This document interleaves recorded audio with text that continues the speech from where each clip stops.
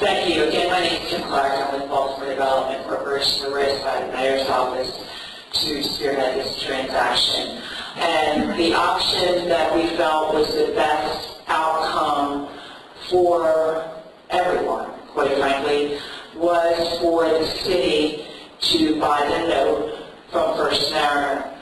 We got approval for that from the Board of Estimates last week. This week, actually this morning, the $350,000 that is coming from economic development bond funds, not from the general fund, was approved. And so that combined with the $600,000 guarantee that's just been sitting in account, waiting to be either used or not used, will be wired to First Mariner on Friday morning, and we will then own the note as of Friday.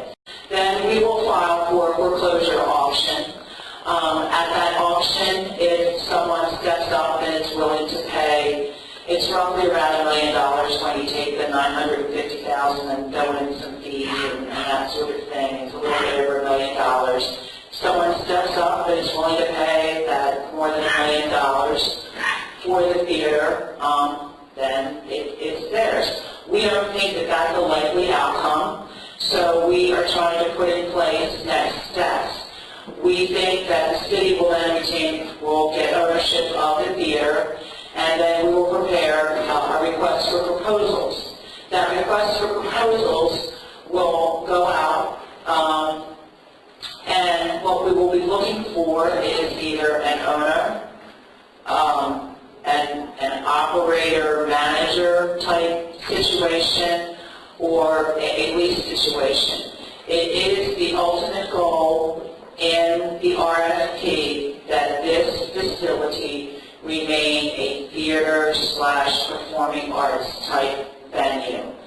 The whole process that I really feel compelled to chime in about, because based on the calls I'm getting and based on not only the bias in terms of my feelings about this theater, but based on this theater's value, its extraordinary nature, its iconic nature, and its local, regional, national, and even international reputation, why does the city feel that someone paying more than $1 million for this theater at auction is unlikely?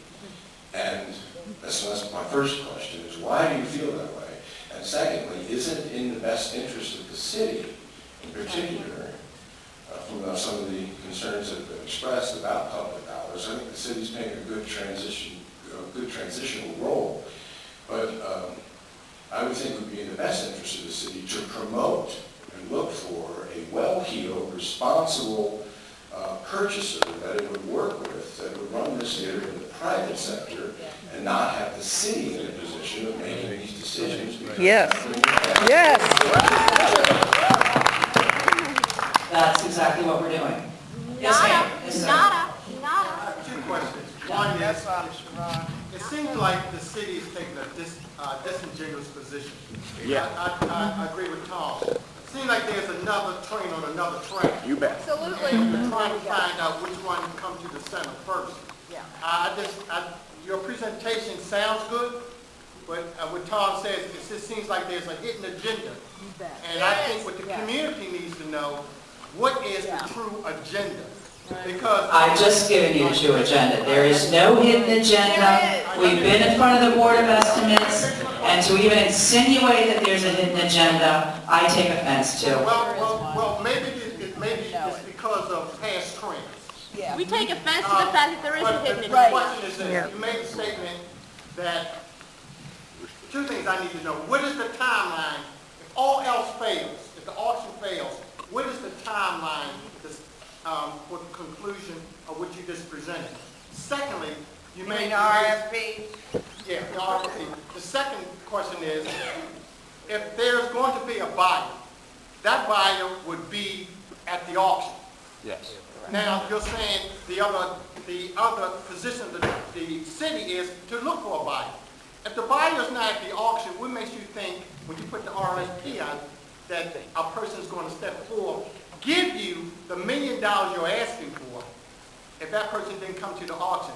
I just, in all due respects to you, I think this community and other communities, we have The city, it's a track record, and we have a reason to be cautious and worry about the city doing anything that's not in their best interest. Okay.